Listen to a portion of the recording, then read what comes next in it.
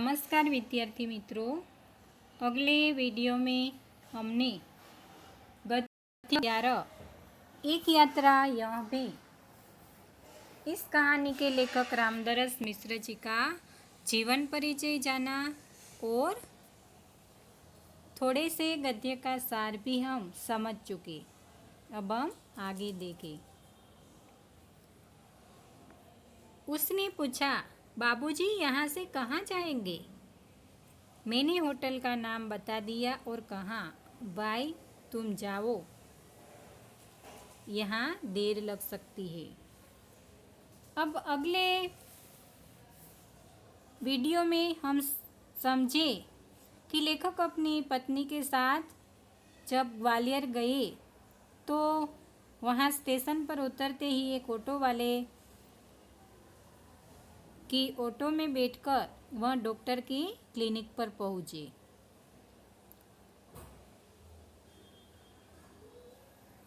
और जब क्लिनिक पर पहुँचे तो लेखक को पता चला कि डॉक्टर ने तो क्लिनिक की जगह बदल दी है। तो लेखक जब वापस आए तो भी ऑटो वाला उसका इंतज़ार कर रहा था। फिर उसी ऑटो में बैठकर लेखक वहाँ पहुँचते हैं जहाँ डॉक्टर ने क्लिनिक की जगह बदल कर रखी थी।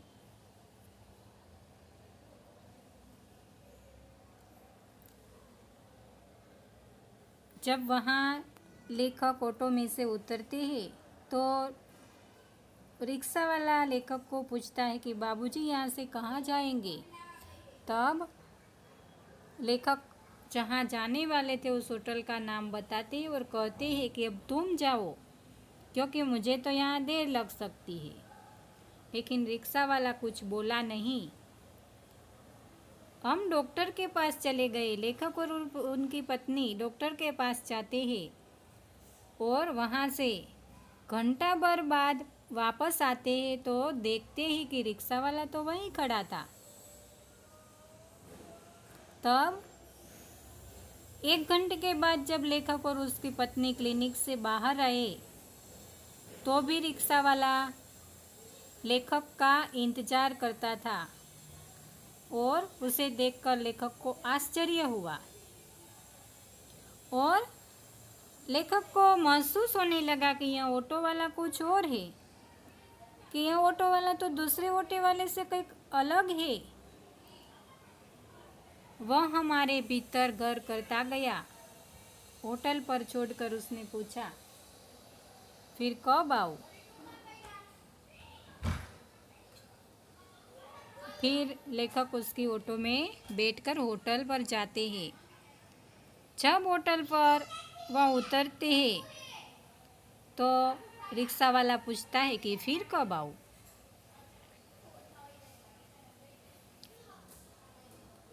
लेखक उसे कहते हैं कि यानी? तब ऑटो वाला कहता कि यानी आप शहर में घूमेंगे फिरेंगे ना, आपको जहाँ जाना होगा मैं ले चलूँगा।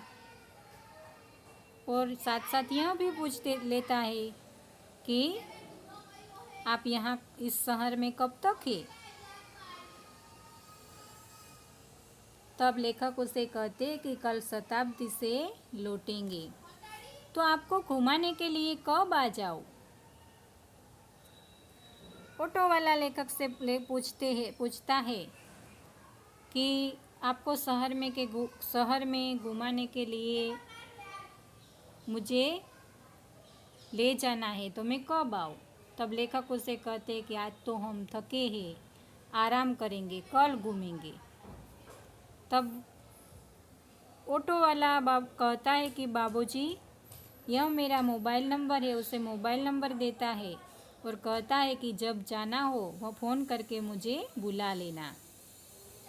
तब लेखक उस ऑटो वाला का नाम पूछते हैं और ऑटो वाला अपना क्या नाम बताता है मोहन। दूसरे दिन घूमने का कार्य शुरू हो गया।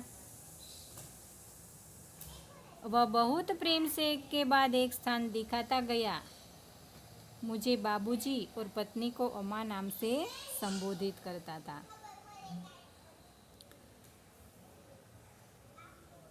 दूसरे दिन ऑटो वाला लेखक और उसकी पत्नी को शहर में घुमाने के लिए ले जाता है और लेखक को बाबूजी कहकर और उनकी पत्नी को अम्मा कहकर बुलाता था। घूमाकर होटल पर लौटे तो चाय पीने के लिए उसे भी कमरे में बुला लिया और वे संकोच के साथ आया। चाय पान के साथ हमारी पारिवारिक वार्ता शुरू हो गई और पत्नी ने पूछा, बेटे तुम ग्वालियर के हो? अब पूरा दिन लेखक और उसकी पत्नी को ऑटो वाला शहर में घुमा कर उसके साथ बातचीत कर उनसे परिचित हो जाता है। तो लेखक की पत्नी भी उसे चाय पीने के लिए बुलाती है और ऑटो वालों को थोड़ा सा संकोच हुआ, पर वह चाय पीने के लिए जाता है। तो चाय के पान के साथ थोड़ी सी बातचीत होती है और तब लेखक की पत्नी ऑटो वाला से पूछती है कि बेटे तुम ग्वालियर के हो?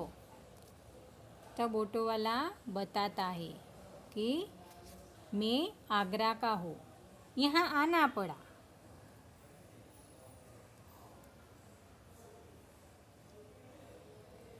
हमें लगा कि यह कहते कहते वह कुछ भर आया है, इसलिए चुप रहे, लेकिन वह स्वयं बोलने लगा, आगरा में अपना घर है, माँ बाप तो बचपन में ही गुजर गए। बड़े भाई ने मेरी परवरिश की, भाई वकील है, मैं बीए पास हूँ, कोई नौकरी खोज रहा था।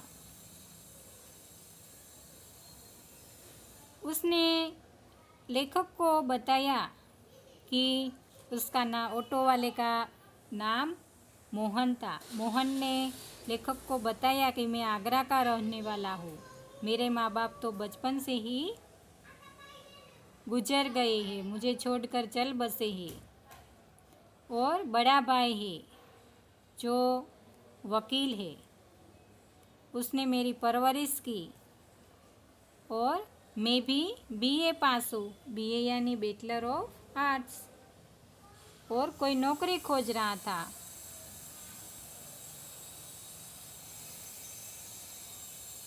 एक चुप्पी सी छा गई। हमें लगा कि इसके साथ कोई अवांछित घटना घटी है। उसे छेड़ा नहीं, किंतु उसने फिर कहना शुरू किया, मैं नौकरी की तलाश में इधर उधर भटक रहा था। एक दिन भटक कर लौट रहा था कि रास्ते में एक परिचित लड़की मिल गई। बदहवास सी खिखियाती हुई बोली, मोहन मुझे बचा लो। मोहन अपनी बात आगे बढ़ाता है कि मैं जब नौकरी की खोज में इधर उधर भटक रहा था, तभी एक घटना घटी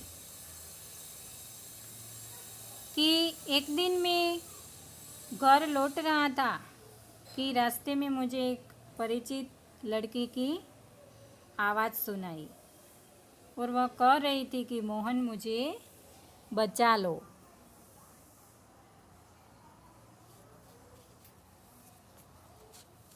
बदहवास यानी विकल और घिघियाती यानी करुण स्वर में कोई प्रार्थना करती थी कि मोहन मुझे बचा लो।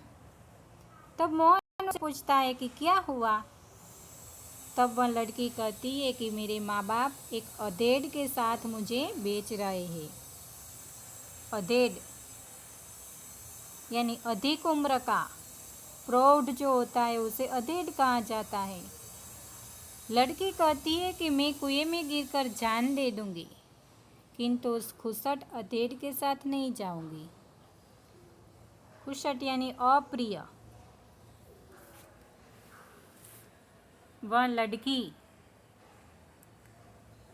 उसके पिता उसकी शादी एक बूढ़े आदमी से कर रहे थे, तो लड़की को उससे शादी करने की अपेक्षा कुएं में गिरकर मर जाना पसंद था। वह मोहन को कहती है कि मैं कुएं में गिरकर जान दे दूंगी, किंतु उस खुसट अधेड़ के साथ नहीं जाऊंगी। विद्यार्थी मित्रों, अब आगे के पाठ का सार हम अगले वीडियो में समझेंगे।